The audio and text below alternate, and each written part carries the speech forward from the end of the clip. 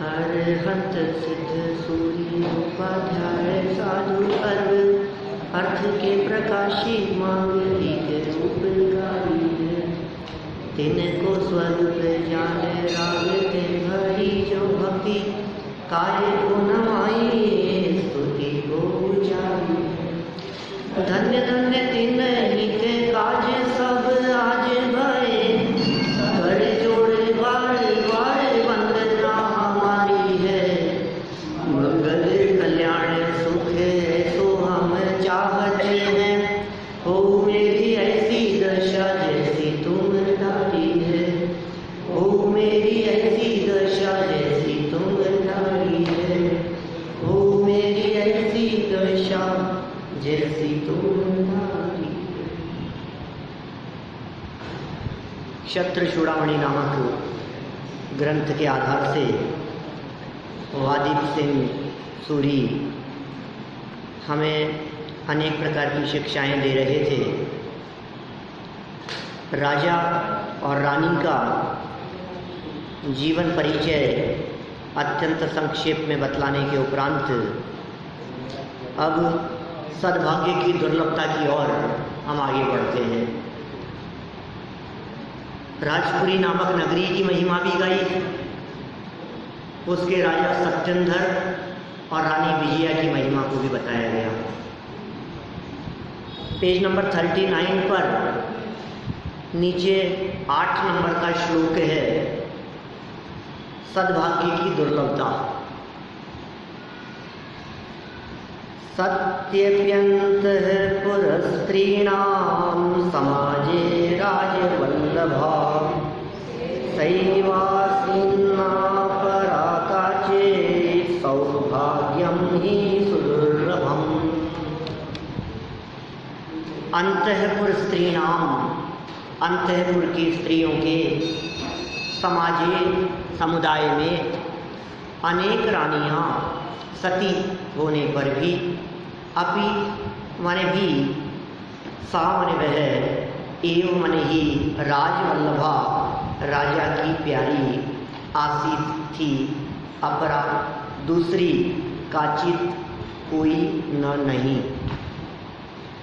अत्र नीति ही निश्चय से सौभाग्यम अच्छा भाग्य अर्थात पति प्रियत्व सुदुर्लभम बड़ा दुर्लभ है। विजया रानी की महिमा गाते हुए ये उसकी दुर्लभता के बारे में यहाँ बतलाया। राजा सत्येंद्र के अंतःपुर में यद्यपि अनेक रानियाँ थी, राजाओं के अनेक रानियाँ हुआ करती हैं, तथापि नारी योग्य सर्वगुण संपन्न विजया रानी ही थी, जिसके कारण वह राजा के प्रेम की एकमात्र अधिकारिणी थी। ऐसा सद्भाग्य पति प्रेम प्राप्त होना दुर्लभ ही है। माने नारियों के लिए भी अपने पति का प्रेम प्राप्त होना ये दुर्लभ है। क्या कहना चाह रहे हैं? रानी विजया सच्चे देव शास्त्र गुरु की श्रद्धा, उनकी नित्य उपासना, देखना ये उसकी विशेषता है। माने उसकी जो महिमा है वो महिमा वास्तव में देव शास्त्र गुरु पर श्रद्धा होने की वजह से है। नित्य उपासना, जिनवाणी का अति बहुमान पूर्वक पठन पाठन, कैसे उज्जवल परिणाम थे उसके। जिनवाणी का बहुत श्रद्धा से पठन और पाठन, चिंतन मनन आदि एवं श्री गुरु द्वारा दिए गए शुद्धात्मा के उपदेश का श्रवण मनन चिंतन, सत्पात्रों को दान इत्यादि सत्कार्यों में सदैव तत्पर रहती थी। बोलो ये क्या महिमा है। ये रानी की महिमा गाकर अन्य जगत की सर्व नारियों को ऐसा बनने की प्रेरणा दे रहे हैं। देव शास्त्र गुरु पर अटूट श्रद्धा होनी चाहिए, नित्य उनकी उपासना होनी चाहिए, जिनवाणी का नित्य चिंतन मनन पठन पाठन होना चाहिए, चिंतन मनन भी होना चाहिए, श्री गुरु के उपदेश का नित्य श्रवण होना चाहिए और सत्पात्रों को दान देने के लिए निरंतर तत्पर रहना चाहिए। देखो, भाग्यशाली वे नहीं जिन्हें जगत के लोग कुछ देवें या जिन्हें पूर्व पुण्योदय से अनेक सामग्री, संपदा, वैभव, कुछ लॉटरी इनाम में प्राप्त हो जाए। जगत तो उन्हें भाग्यशाली कहता है। अरे अरे कैसे भाग्यशाली है, देखो तो इनको, इनका भाग्य तो देखो आप, कुछ भी नहीं किया इन्होंने और इनको बंगला मिल गया, कुछ भी नहीं किया और गाड़ी निकल गई, एक कूपन डाला था और देखो लॉटरी में इनके लाखों करोड़ों की संपदा प्राप्त हो गई। तो ऐसा लगता है कितने भाग्यशाली हैं। ये उसे भाग्यशाली नहीं कह रहे हैं जिसे प्राप्त हुआ है, ये उसे भाग्यशाली कह रहे हैं जो प्राप्त में से भी अन्य लोगों को दान देता है। ये है सद्भाग्य। सत्पात्रों को दान इत्यादि सत्कार्यों में सदैव तत्पर रहना, ये उसकी विशेषता थी। ऐसे शुभ कार्यों से पुण्य का विशेष बंध होता है और उसके फलस्वरूप साक्षात लौकिक सुख के साधन एवं परंपरा से निश्रेयस सुख की प्राप्ति भी होती है। निश्रेयस सुख माने ऐसा सुख जो सुख परमानेंट हो, शाश्वत हो, निरपेक्ष हो, जिसके लिए किसी की अपेक्षा न हो, ऐसा सिद्ध सुख, उसकी प्राप्ति भी होती है। पूर्व पुण्य से विजया रानी को सर्व प्रकार के इंद्रिय सुख के साधनभूत विपुल मात्रा में संयोग उपलब्ध थे, प्राप्त थे। सांसारिक सुख के बाह्य साधनों के संयोगों में पूर्वकालीन पुण्य का उदय ही मुख्य कारण होता है। यह तो परम सत्य है। आपको सांसारिक सुख आपके पूर्व में किए गए पुण्य के उदय से ही प्राप्त होते हैं। आपके साथ में बनने वाले अनुकूल और प्रतिकूल संयोग ये वर्तमान पुरुषार्थ पर निर्भर नहीं करते, अपितु पूर्व में किए गए कर्म के उदय पर निर्भर करते हैं। क्या होगा बोलो आपके भाग्य में, आपको क्या मिलेगा, संपत्ति कितनी होगी, वैभव कितना होगा, धन कितना होगा, कब तक रहेगा और कितने दिन बाद चला जाएगा, इसका निर्णय कैसे होगा बताओ। ये कैसे निर्णय हो इस बात का? तो ये कह रहे हैं इस बात का निर्णय होता है उसके पूर्व पुण्य पर, पुण्य के उदय से, पाप के उदय से, उससे पता लगता है। अरे नहीं नहीं, मैंने इतना पुरुषार्थ किया कि इतना कमा लिया, इस धोखे में मत रहना, तुम्हारे पुरुषार्थ से कमाई नहीं होती। कितना पुरुषार्थ करे बोलो कि चक्रवर्ती की संपदा जैसा इकट्ठा हो जाए, कितनी मेहनत करें, कितनी फैक्ट्रियां लगाएं, कितने बिजनेस को बढ़ाएं, क्या करें बोलो, कुछ नहीं। पुण्य के उदय से चक्रवर्तित्व का वैभव प्राप्त होता है, भाग दौड़ करने से नहीं। भाग दौड़ तो चींटी भी कम नहीं करती है, इधर से उधर चींटी भी भागती रहती है। कितना हासिल होता है, आपको जो प्राप्त हुआ है वो आपकी भाग दौड़ का फल नहीं है, उसमें पूर्वकालीन पुण्य का उदय ही मुख्य कारण है। ये मुख्य क्यों लिखा है यहाँ? इसका मतलब और भी कारण होंगे कुछ। क्या कह रहे हैं? पूर्वकालीन पुण्य का उदय ही मुख्य कारण है। इससे क्या लगता है? और भी कारण होंगे कि हाँ, और भी बहुत सारे कारण हैं। आपके उदय के साथ साथ उसकी क्षेत्र से क्षेत्रांतर होने की योग्यता, पदार्थ की उधर से इधर गमन करने की योग्यता, फिर साथ में आपका वर्तमान भी, जो भी आपका थोड़ा बहुत उस और भाग दौड़ रही हो, वो भी सब उसमें थोड़े थोड़े कारण बनते हैं। देखिए, भोगासक्त राजा सत्यंधर की दुर्दशा, ओह कैसी बात कह रहे हैं ये। जिस राजा की अभी इतनी महिमा गा रहे थे, अब उस राजा की दुर्दशा की बात कर रहे हैं। देखो तो सही उदय की विचित्रता। कुछ काल पहले जैसे सारा जगत धन्य कह रहा था, आज उसकी कैसी दुर्दशा हो रही है।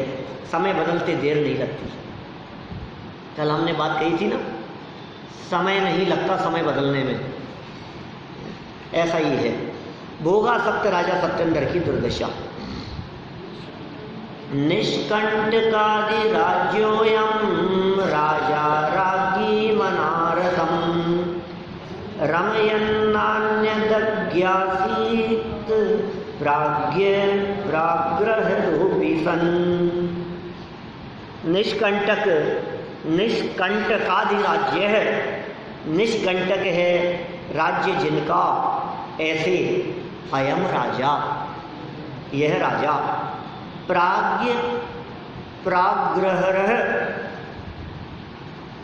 विद्वानों में अग्रसर, सनपी होते हुए भी, अनारतम निरंतर, राज्ञीम रानी के साथ, रमयन रमण करते हुए, अन्य कुछ न माने नहीं, अज्ञासीत जानते थे।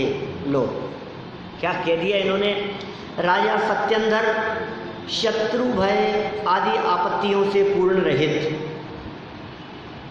विद्वानों में श्रेष्ठ, शत्रु का भय नहीं है उनको। इसलिए भय नहीं है कि महासमर्थ योद्धा हैं, शक्तिशाली हैं। वे जानते हैं कि आस पड़ोस में कोई ऐसा राजा नहीं है जो हमारे ऊपर आक्रमण कर सके। किसी प्रकार का भय नहीं है और किसी प्रकार की आपदाएं, आपत्तियां उनके ऊपर आने वाली नहीं है। बहुत भले प्रकार जानते हैं, विद्वानों में भी सर्वश्रेष्ठ हैं। किंतु कहकर के बात बदल, किसी प्रकार का कोई, देखो जिसके ऊपर कोई नहीं होता है ना, उसका समझ लो आप अधोगति का काल नजदीक आ गया। आप उसको विद्वान कैसे कह सकते हो जो परमेश्वर को ढूंढ रहा हो? उसको विद्वान कैसे कह सकते हो जो परमेश्वर को ढूंढ रहा हो? सुनो तो सही, परमेश्वर नहीं खोजने वाले थे तब तो विद्वान थे, विद्वत्ता थी। किंतु कहकर के कह रहे हैं इतना होने पर भी अब बुद्धि बदल गई।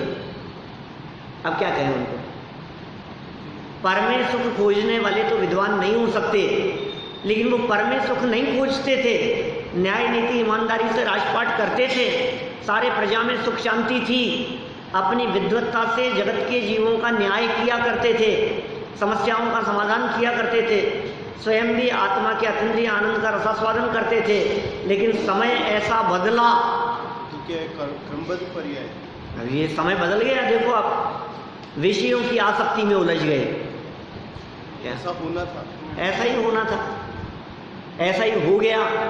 समझ लो पुरुषार्थहीनता के जैसी गति वैसी मति है, तादृशी जायते बुद्धि। और फिर नीचे लाइन में कहा यादृशी भवितव्यता, जिसकी जैसी होनहार होती है। क्या कहते हैं, विनाश काले विपरीत बुद्धि। ये सारी जो बातें कही गई है, बड़े बड़े विद्वान लोग भी, अरे रावण जैसे सम्राट के साथ भी तो यही हुआ। वो कोई कम विद्वान नहीं था रावण, उसकी विद्वत्ता भी बहुत थी, लेकिन विनाश काल आ गया था तो बुद्धि भी विपरीत हो गई। यहाँ भी ऐसा ही है। क्या करें, जिनकी गति बंध गई हो, जिनका उदय खोटा आने वाला हो, जिनका राज्य छिनने की अवस्था आने वाली हो, जिसके तीव्र पाप कर्म का उदय आने वाला है, उसकी बुद्धि फिर जाएगी। ये बुद्धि फिर गई, ये किंतु कहकर के बात बदल दी। विद्वान थे, योग्य थे, समझदार थे, श्रेष्ठ विद्वानों में उनका नाम था। शत्रुओं का भय नहीं था। शायद ये भी एक कारण बन गया, हमारे ऊपर कौन है, हमें कौन क्या कह सकता है, हमारे ऊपर किसकी चलेगी। शांति से, अरे मज़े से चल रहा है, सब बढ़िया चल रहा है। तेरे बढ़िया बढ़िया की सोच में तू उलझ गया और अंदर के व्यक्ति तुझे खा गए। हाँ, निश्चित रूप से होंगे, किंतु विषयों की आसक्ति में उलझ गए। इस कारण वे विजया रानी के साथ विषय भोग में अपना बहुमूल्य समय खोते हुए, भोगासक्ति के कारण राज्य व्यवस्था के संबंध में भी किम कर्तव्य विमूढ़ हो गए। किम कर्तव्य, क्या करें, करने योग्य क्या है, विमूढ़, मूढ़ हो गए। किम कर्तव्य विमूढ़ हो गए। लगे क्या है, कुछ नहीं, अब तो जो सहज चल रहा है, सब कुछ शांति अपने आप चल रहा है, मेरे को क्या करना है। ऑटो पायलट पे डाल देते हैं ना, अपने आप चल रहा है, सब ऑटोमेटिक चल रही है सब चीज़। बिजनेस वगैरह में क्या होता है, शुरू में तो मेहनत करके उसको जमाते हैं, फिर बाद में क्या होता है, फिर वो ऐसे मोड़ पर ला करके छोड़ देते हैं, क्या पता है यहाँ से सामान आना है, यहाँ जाना है, इतने का बिकना है, ऐसा होना है, सब एक ऑटो चलती रहती है वो सब चीज़ सिस्टम के अनुसार। अब कोई ज़्यादा मेहनत करने की ज़रूरत नहीं होती। राज्य को भी इन्होंने बहुत अच्छे रीति से संभाला और अब एक ऐसे मोड़ पर ला करके छोड़ दिया कि सब अपने आप, मुझे क्या करना है, उलझ गए। देखो क्या कह रहे हैं, यद्यपि पंचेंद्रियों की भोग सामग्री, रूप संपदा, राज वैभव, ऐश्वर्य, कुलवंती नारी, आज्ञाकारी पुत्र एवं सेवकादि अन्य सर्व अनुकूल बाह्य सामग्री पूर्व पुण्योदय से ही प्राप्त होती है। लो कितनी बातें कह दी इन्होंने, ये सब पूर्व पुण्योदय से प्राप्त होती है। कितनी कितनी बातें। निरोगी काया पहला सुख, फिर घर में माया, राज वैभव, ऐश्वर्य, फिर सुलक्षणा नारी और पुत्र आज्ञाकारी। क्यों सारी बातें लागू हुई ना इसके ऊपर। पहला सुख निरोगी काया, दूजा सुख हो घर में माया, तीजा सुख सुलक्षणा नारी और चौथा सुख पुत्र आज्ञाकारी। ये सब मिल गए इनको। बाह्य सामग्री पूर्व पुण्योदय से प्राप्त होती है, परंतु इनके भोगने का भाव पाप भाव ही है।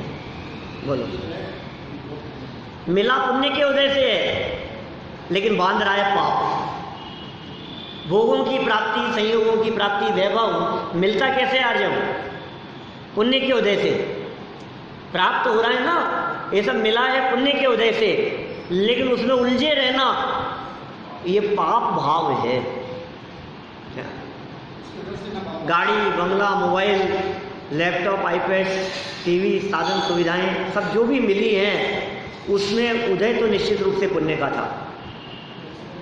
पुण्य का उदय, अब उनके मिल जाने पर उनके भोगने का भाव ये पाप भाव है, उनसे विरक्ति का भाव ये पुण्य भाव है। उनमें रस न लेवे ये पुण्य भाव है। अब उसमें लगा रहे तो पाप बांधे और उसमें न लगे तो पुण्य बांधे। अब ये तो कह रहे हैं यहाँ सामग्री मिल गई, भोगने का भाव तो पाप भाव ही है भाई साहब। कितना भी मिला हो, कैसे भी मिला हो, भोगोगे तो पाप ही बनेगा। गुड़ पर मक्खी की तरह राजा सत्येंद्र के भोगों में सतत आसक्त रहने से, उनके पूर्वकृत पुण्य का निरंतर क्षय होने से आय रहित धन के व्यय के समान पुण्य भी अस्ताचल की ओर गतिमान हो गया और पाप दिन दूना रात चौगुना वृद्धिंगत होता गया। कितनी सुंदर साहित्यिक भाषा का प्रयोग किया है। गुड़ पर बैठी हुई मक्खी आसक्त हो जाती है। आप जानते हैं फिर क्या होता है उस मक्खी का? वो गुड़ पर ही चिपक करके मर जाती है। वो उसके मिठास की वजह से वो उस पर बार बार आकर के बैठी थी। फिर हुआ क्या? उसी में पंख फंस गए और उसी में लिपट करके मर जाती है। राजा सत्येंद्र के भी भोगों में सतत आसक्त रहने से क्या होने लगा? पूर्व में किया गया पुण्य क्षीण होने लगा। समय आ गया, आपने पुण्य का फल भोग लिया बहुत, अब भोग लिया, अब क्या होगा? खत्म हो रहा है। आप जिस पुण्य को वर्तमान में भोग रहे हैं, ज़्यादा आनंद मनाने की जरूरत नहीं है, क्योंकि भोगने के काल में निरंतर पूर्व में बांधा गया पुण्य क्षीण हो रहा है। धन जिस तरह से खर्च करके अनुकूलताओं की प्राप्ति करते हैं तो धन खत्म होता है ना, उसी तरह से पूर्व में बांधा गया पुण्य भी ये फल देकर के खत्म हो रहा है। जैसे जैसे आपको ये अनुकूलताएं प्राप्त हो रही है, वैसे वैसे आपका पुण्य खर्च हो रहा है भाई साहब। पता है आपको? आपने जो भी किया था पूर्व में पुण्य बांधा था, अब आपको तो मज़ा आ रहा है। अच्छी घड़ी मिल गई, अच्छी गाड़ी मिल गई, अच्छा ये मिल गया, मज़ा आ रहा है, मज़ा आ रहा है, मज़ा आ रहा है। तो सुनो, तुम्हें तो मज़ा आ रहा है, वो जो खर्चा हो गया है उसका पता ही नहीं। नहीं कोई खर्चा नहीं हुआ। अरे तुम्हें पुण्य के खर्चे की पता ही नहीं है, खबर ही नहीं है। ये पुण्य खर्च को तो खर्च मानता ही नहीं है। क्या असली तो वही खर्च हुआ है। पैसे खर्च में क्या दम है? कभी कभी ऐसा भी तो हो जाता है कि पैसा खर्च बिल्कुल न हो और आपको मिल जाए। क्या ऐसा भी तो हो जाता है, किसी ने गिफ्ट दे दिया क्या आपके, लेकिन उसमें क्या लगा आपको कि किसी ने, अरे कुछ नहीं खर्च हुआ साहब, 2 पैसे भी खर्च नहीं हुए अपने, तो अपने को मुफ्त में मिल गया। क्या ये व्यक्ति क्या कहता है, अपने तो फ्री में आ गई चीज, फ्री में आ गई। फ्री में नहीं आती है, तत्संबंधी तेरा पुण्य खर्च हुआ है। बोलो, वो खर्चा इसको दिखता नहीं है। अब पुण्य खर्च हुआ है तो अंदर में पुण्य का बैलेंस कम हुआ होगा कि नहीं? अब पुण्य का बैलेंस कम हो रहा है, तू मजे मान रहा है क्या? ये धन इकट्ठा कर रहा है ना, ये जैसे जैसे धन इकट्ठा कर रहा है तिजोरी में माल बढ़ रहा है, इसको मजा आ रहा है। बैंक बैलेंस बढ़ रहा है, इसको मजा आ रहा है, बढ़ रहा है, बढ़ रहा है, बढ़ रहा है। कह रहे मूर्ख, तेरे पुण्य का बैलेंस कम हो रहा है। तुझे तिजोरी और लॉकर में धन बढ़ता हुआ नजर आ रहा है, लेकिन ज्ञानी कहते हैं तेरे पुण्य का बैलेंस कम हो रहा है। और पुण्य का बैलेंस यदि कम होते होते खत्म हो गया तो फिर क्या होगा?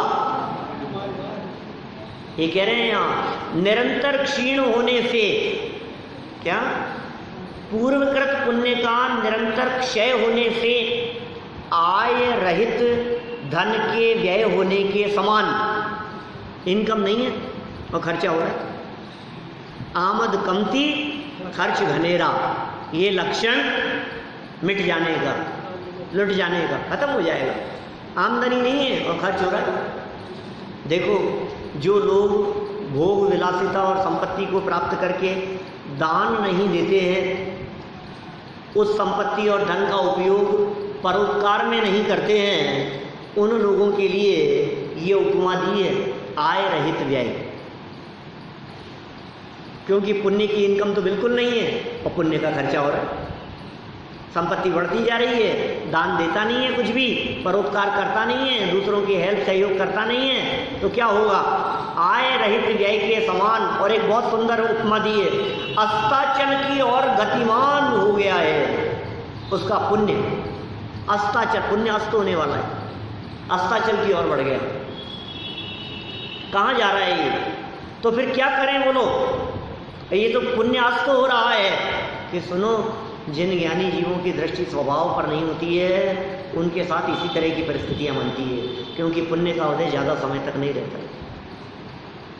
ये जगत का स्वरूप है, ये अकेले राजा सत्येंद्र की बात नहीं है, ये सबका स्वरूप है कि पुण्य के बाद में पाप और पाप के बाद में पुण्य, ये उदय बदलता ही रहता है। ये उदय ना बदले तो फिर संसार दशा ही क्या है? अरे साहब, फिर संकट आ गया, फिर अब तो सब निपट गया और फिर आ गया। ये क्या हुआ?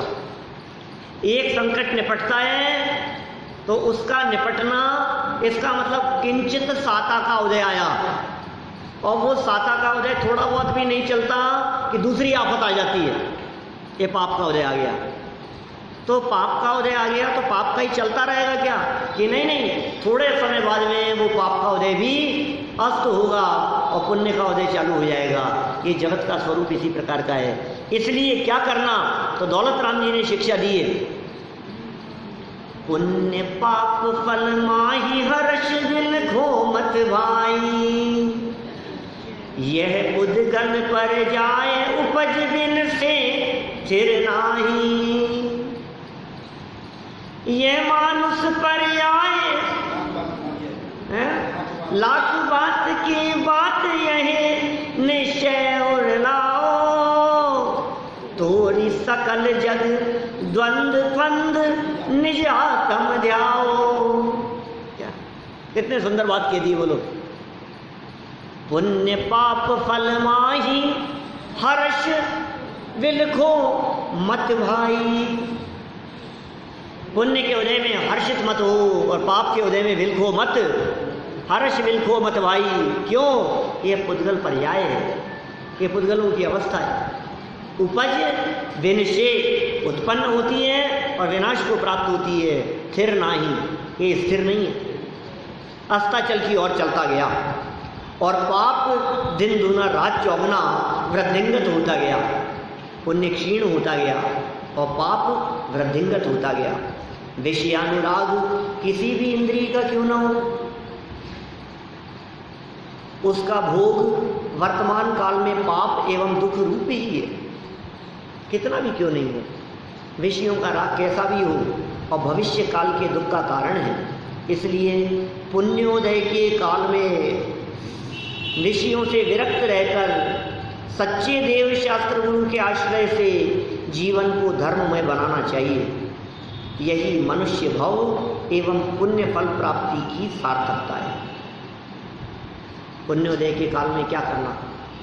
पाप के उदय में तो भगवान याद आते हैं, पाप के उदय में तो हमारे को परमात्मा दिखते हैं। पुण्य के उदय में क्या करना कि पुण्य के उदय में देव शास्त्र गुरु का समागम जो करते हैं वो पाप के उदय से बच पाते हैं। तो जीवन को देव शास्त्र गुरु इनके आश्रय से धर्ममय बनाना चाहिए, मनुष्य भव को सफल करने का प्रयास करना चाहिए। इसमें मनुष्य जन्म की भी सार्थकता है और पुण्य का जो फल हमें प्राप्त हुआ है उसकी भी सार्थकता है। सोचो क्या करना चाहिए, ये स्वयं निर्णय करें इस चीज के बारे में। देखिए क्या कह रहे हैं, विषयासक्ति सद्गुणों की नाशक, सद्गुणों को नाश कर देती है विषयासक्ति। विषयासक्त चित्तानां गुणः कोवान नश्यति, नैवे दुष्यं न मानुष्यं नाभिजात्यं न सत्यवाक्। बहुत सुंदर है श्लोक, एक बार धीरे आधा आधा बोलता हूँ मैं, रिपीट करना। विषयासक्त चित्तानां, थोड़ा सा बोलेंगे ना तो वो जो आलस प्रमाद है ना थोड़ा सा मौसम की वजह से वो थोड़ा कम होगा। विषयासक्त चित्तानां गुणः कोवान नश्यति, विषयासक्त चित्तानां गुणः कोवान नश्यति, नैवे दुष्यं न मानुष्यं नाभिजात्यं न सत्यवाक्। देखो क्या कह रहे हैं, अत्र है नीति, नीति कह रहे हैं विषयासक्त चित्तानां, माने विषयों में आसक्त है चित्त जिनका, ऐसे पुरुषों के जिनका चित्त विषयों में आसक्त है, जिनका चित्त भोगों में आसक्त है। को वा कौन से, गुण गुण न नहीं नश्यति नष्ट होते हैं। विषयासक्त जीवों के कौन से गुण नष्ट नहीं होते, सर्व गुण नष्ट हो जाते हैं। जहाँ विषयों में आसक्ति पड़ी वहाँ सर्व गुण नष्ट हो जाएंगे। सब तरह के स्पर्शन इंद्रिय के भोग हों चाहे रसना इंद्रिय के भोग हो, घ्राण चक्षु कर्णेंद्रिय किसी भी इंद्रियों के भोग हो, क्या नष्ट नहीं होता उनके, सब नष्ट हो जाता है, सब खत्म हो जाता है। शास्त्रकारों ने पांचों इंद्रियों के विषयों में फंसे हुए जीवों की दुर्दशा का चित्रण करते हुए एक एक एग्जाम्पल दिया है, एक एक एग्जाम्पल। हमारा क्या हाल है, आगे कौन हवाल, क्या कह रहे हैं, स्पर्शन इंद्रिय के विषय में कौन फंस जाता है, आर्यन एलिफेंट। स्पर्शन इंद्रिय के विषय में भोग में उलझ जाता है, फंस जाता है। हाथी जैसे महान बलशाली प्राणी को कौन पकड़े, और ये साधारण सा धोपाया, ये कैसे हाथी को पकड़ देगा। जंगल में विचरण करने वाले इतना विशाल काय यदि वो नगर में उपद्रव मचाना शुरू कर देवे तो किसी की सामर्थ्य नहीं है सैकड़ों हजारों लाखों लोग मिलकर के भी उस हाथी को कंट्रोल कर सके, ये किसी के बस की बात नहीं। तो ऐसे हाथी को कैसे पकड़ता होगा, एक महावत उसके माथे पर जाकर के बैठ जाता है, उसको कहता है बैठ तो बैठ जाता है, उठ तो उठ जाता है, चल तो चलने लगता है, ये कैसे कंट्रोल में आ गया। मैनों तक भोजन नहीं देते, अरे भोजन की ऐसी बात होगी कैसे, स्पर्शन इंद्रिय के वशीभूत होकर। जंगल में उसे पकड़ने के लिए एक बड़ा गड्ढा बनाकर ऊपर घास बिछा दी जाती है, क्या सामने हथनी को खड़ा कर देते हैं, वो दौड़ता हुआ आता है और उस गड्ढे में गिर जाता है। फिर क्या करते हैं सब छाबड़े, क्या करते हुए? अरे महीनों तक खाने को नहीं देते उसको, गड्ढे में गिर जाने पर निकलने का इतना प्रयास करता है कि वो निकल नहीं पाता। 1 दिन हो गया, 2 दिन हो गया, 3 दिन, महीना, 2 महीना, 6 महीने, एक टुकड़ा खाने को नहीं दिया। और कितना लड़ेगा, कितना भागदौड़ करेगा, कुछ नहीं हो सकता। फिर क्या होता है?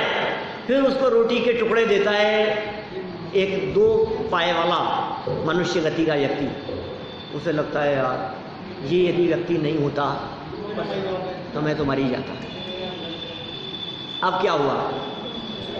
अब एक गन्ने का टुकड़ा उसके सामने डाला हो, ये तो ये व्यक्ति ऐसा है जिसके अनुसार मुझे चलना है। वो क्या हो गया? स्पर्श इंद्रिय के कारण उसने पूरा का पूरा जीवन परतंत्रता में बिता दिया, परतंत्र हो गया। दांत तोड़ दिए जाते हैं, हाथी दांत की कितनी तस्करी होती है। रसना इंद्रिय के कारण बतलाओ, मछलियाँ, स्वतंत्र जल में विचरण करने वाली मछलियों को अबे भैया कौन पकड़े? बताओ कैसे पकड़ने आ जाती हैं वो? नहीं, वो क्यों आती है? तो रसना इंद्रिय के लोभ में कुछ मिलेगा खाने को और कांटे में फंस जाती है और तड़फड़ाती है। कैसी हालत होती है आप कल्पना नहीं कर सकते। देखा कभी समुद्र किनारे ऐसे पकड़ने वाले लोग खड़े रहते हैं, नदियों के किनारे, समुद्र के किनारे ऐसे ऐसे ताक लगा कर लाइन से खड़े रहते हैं, ऐसे तार लगा करके लोग नीचे पकड़ने के लिए। और कभी कोई मछली जब पकड़ में आती है तो वो दृश्य देख करके अपना तो धूत जाते हैं, अपन प्राण गंवाती है। कभी देखे होंगे कभी आपने कभी ऐसे दृश्य, ऐसे ऐसे तड़फड़ाती रहती है, फड़फड़ उसको पकड़ता है वो व्यक्ति और उसको कैसे प्राण गंवा दिए उसने रसना इंद्रिय के कारण। घ्राण इंद्रिय, घ्राण इंद्रिय आ जाओ। फर्स्ट पहला एग्जाम्पल क्या था? स्पर्श इंद्रिय का क्या एग्जाम्पल था भैया? तुमसे पूछ रहा हूं। रसना इंद्रिय में और घ्राण इंद्रिय के कारण घ्राण, ये घ्राण नासिका, नाक, इसके कारण कौन? कि भंवरा। भंवरा इतना ताकतवर होता है कि वो संदूक में बंद कर दो ना तो लकड़ी में से छेद करके निकल जाए, इतनी ताकत होती है उस भंवरे में। लकड़ी में से छेद करके, अच्छा मोटा संदूक हो ना उसमें से भी निकल जाए। लेकिन कमल की पंखुड़ियों पर जाकर के बैठता है सुगंध लेने के लिए और पंखुड़ियाँ बंद हो जाती। अब वो कमल की कितनी कोमल पंखुड़ियाँ, वो तो सोचता है अरे अभी थोड़ी सी और सुगंध ले लेने दो, बंद हो रहा है, कोई बात नहीं, कोई बात नहीं, थोड़ी देर और, थोड़ी देर और, अभी निकल जाऊंगा इसमें से छेद करके। और फिर क्या होता है? इतने में कोई आता है, उस पंखुड़ियों को तोड़ देता है, हाथी आता है और उसे कुचल देता है। वो बंद उसी में उसके प्राणांत हो जाते हैं।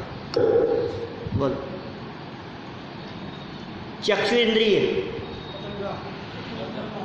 मच्छर, ये पतंगे जो उड़ते हैं ना, दीपक की लौ के तरफ आकर्षित होकर के जो दौड़ते चले आते हैं, चक्षु इंद्रिय के कारण उनको रोशनी दिखती है, लाइट दिखती है उनको, उसके पास दौड़ते हैं। रोशनी दिखती है, प्रकाश दिखता है, उसके पास में दौड़ते हैं और जलकर भस्म हो जाते हैं, खत्म हो जाते हैं। कर्णेंद्रिय के कारण कौन? हिरण, सर्प। बोलो, हिरणों को कैसे पकड़ते हैं? मधुर ध्वन से, धुन से बजाते हैं और वो उस धुन के कारण वो पकड़ में आ जाता है।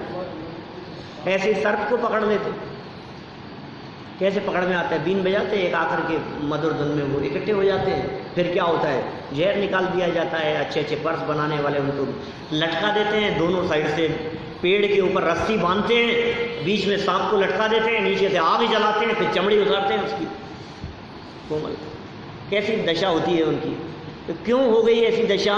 इसके कारण, इसके कारण पांचों इंद्रियों के विषयों में फंसे हुए जीवों की दुर्दशा का चित्रण करते हुए आचार्यों ने एक एक प्रकार के प्राणियों की चर्चा की है। अब बताओ, ये मनुष्य गति का जीव इन 5 में से कौन से इंद्रिय के विषय में फंसा है? पांचों में उलझ जाए क्या? अब क्या होगा इसका? क्या इसको खाने में भी रोज चाहिए डोसे, है ना, इसको पकौड़ियाँ चाहिए, इसको है कुछ ना कुछ चाहिए, कचौरी बनाओ, इसको ये बनाओ, इसको पकवान चाहिए रोजाना, कुछ ना कुछ। आज तो मौसम ठंडा हो रहा है, कुछ गरम गरम हो जाए। अरे वाह, ऐसे रसना इंद्रिय की आसक्ति नहीं छूटती है, कभी कर्णेंद्रिय की नहीं छूटती है, कभी स्पर्श इंद्रिय में फंसा रहता है। ये क्या कह रहे हैं यहाँ पर, देखो तो सही। विषयासक्त जीवों के संदर्भ में क्या कह रहे हैं? विषयासक्त चित्तानाम, बोलो, गुण गोवान नश्यति, न वैदुष्यम न मानुष्यम,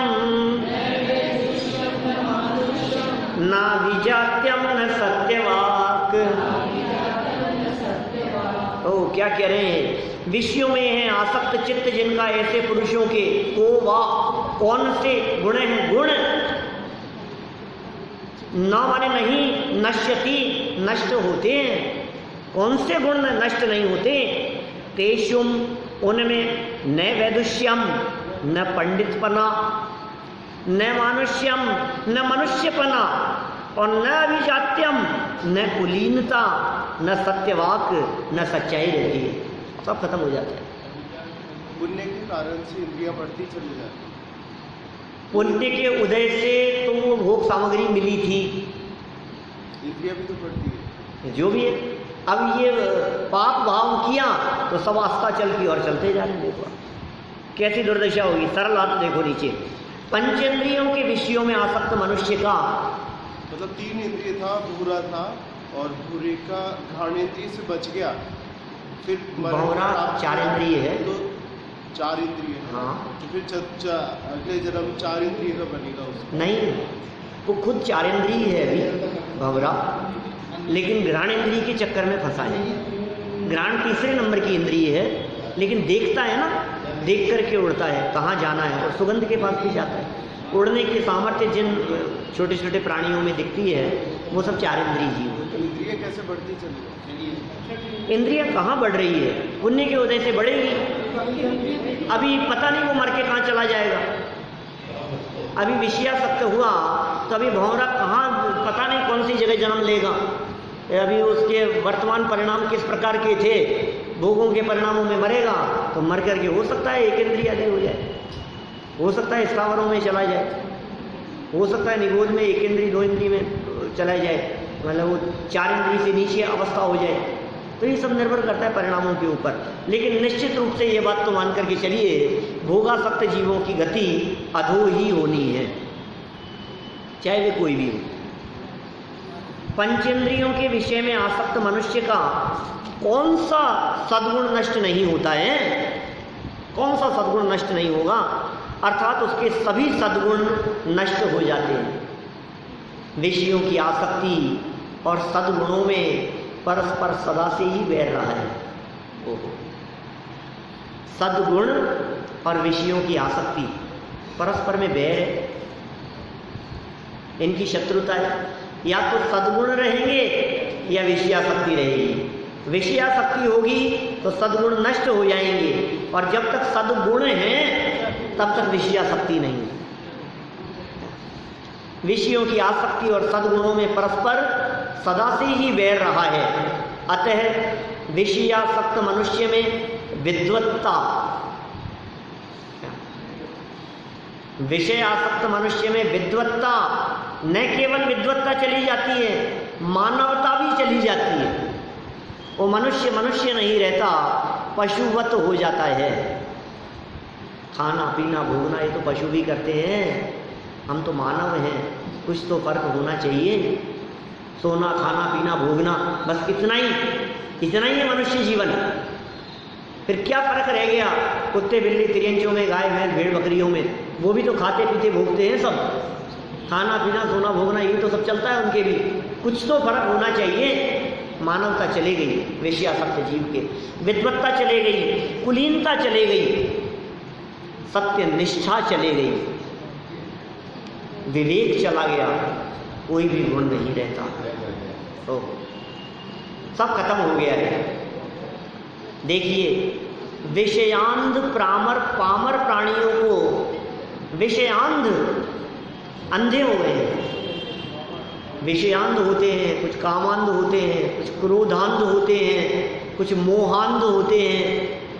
साहित्य में बहुत तरह के अंधे प्राणियों की चर्चा की है। कुछ मदांध होते हैं, मद में अंधे हो जाते हैं। बहुत तरह के अंधे प्राणी हैं जगत में। उनमें कह रहे हैं विषयों में अंधे, पामर, पामर माने भिखारी, विषयों का आसक्त है। इसका मतलब भोगों के भगत शिवपुर कैसे होगा जाना, निज पद पाना। कौन है? प्रभु से पदार्थ मांगे भक्त बन भिखारी। ये पामर है, ये भिखारी बन गया है। भक्त के वेश में आया है। कौन आया है? कि भिखारी आया है, भिखारी वेश बनाया है भक्त का। प्रभु से पदार्थ मांगे भक्त बन भिखारी। और प्रभु क्या कहते हैं? भोगों के भगत तेरा हो, भोगों के भगत शिवपुर। हमारा भक्त नहीं है तू क्या? तो हमारे पास में आया है भोगों की कामना रख करके। हम समझते थे तू हमारा भक्त है, लेकिन जैसे ही तूने डिमांड शुरू की हमें पता लगा तू तो भोगों का भक्त है। ये क्या कह रहे हैं? पामर प्राणियों को पंचेंद्रियों के विषयों में से स्पर्शेंद्रिय को जीतना अत्यधिक कठिन होता है। पामर है, अत्यंत कठिन है। कामासक्त व्यक्ति को तो 3 लोक में स्त्री भोग ही सर्वश्रेष्ठ भाषित होता है। उसके बिना जिसे अपनी जीवन लीला ही समाप्त होती हुई भाषित हो, उसे स्पर्शन इंद्रिय पर विजय प्राप्त करना अशक्य ही है। वो फंस गया। रानी विजया पर विशेष लुब्ध होने से राजा सत्येंद्र ने मानो सभी सद्गुणों को तिलांजलि ही दे दी हो। ओ, अब कह रहे थे ना आप विद्वान ये कैसे कर सकता है? अब विद्वान कहाँ रहा? उसकी विद्वत्ता जाती रही। लिखा ना इसमें, न वैदुष्यम न मानुष्यम, वैदुष्यपना चला गया, उसकी विदुषा, उसकी विद्वत्ता चली गई। ये कैसे चले गई? ये विषयासक्त हो गया। और कितना सुंदर वाक्य ऊपर कहा था, परस्पर में वैर है। विषयासक्ति और सद्गुणों में परस्पर वैर है। बोलो, आप विषयासक्त हैं कि सद्गुण वाले हैं? सद्गुण वाले होंगे तो विषयासक्त नहीं होंगे। उसे स्पर्शेंद्रिय पर विजय प्राप्त करना अशक्य ही है। रानी विजया पर विशेष लुब्ध होने के कारण होने से राजा सत्येंद्र ने मानो सभी सद्गुणों को तिलांजलि ही दे दी है। उन्होंने विवेक रूपी नेत्र को फोड़ ही डाला हो। ओ, आंखें फूट गई जिसकी, अंधे हो गए हैं। ज्ञान नेत्र जिसके बंद हो गए हैं, फूट गए हैं, क्या होगा? मानो विवेक तो उनमें नाम मात्र को भी न रहा हो। विवेक नहीं रहा, बुद्धि नहीं रही, बुद्धि भ्रष्ट हो गई। क्या करें? आत्मा के रस से दूर हो गए। लेकिन देखो, जैसे ही समझदारी जागृत होगी वैसे ही स्वभाव का अवलंबन ले लेंगे। विषयों का रस टूट जाएगा और स्वभाव का रस प्रगाढ़ हो जाएगा। ऐसा होता है। आत्मा के स्वभाव से दूर गए, स्वभाव से दूर गए तो विषयों में आनंद आने लगा। विषयों से दूर हुए तो स्वभाव के नजदीक आने लगे। स्वभाव से दूर विषयों के पास और विषयों से दूर स्वभाव के नजदीक। अभी काल बदलने वाला है, समय बदलते देर नहीं लगेगी। थोड़े समय में सारी वस्तु स्थिति क्लियर हो जाएगी और फिर क्या होगा? जो सद्गुण नष्ट हो गए थे वे सद्गुण पुनः प्राप्त होने की स्थिति बनेगी। अभी तो यहाँ कामासक्त मनुष्य की अदूर दृष्टि की यहाँ बात कर रहे हैं कि वो भविष्य के बारे में नहीं सोचता है। ये भी नीतिकारों की नीति के अंतर्गत ही बात कही है। कल आगामी श्लोक से बात को आगे बढ़ाएंगे। अभी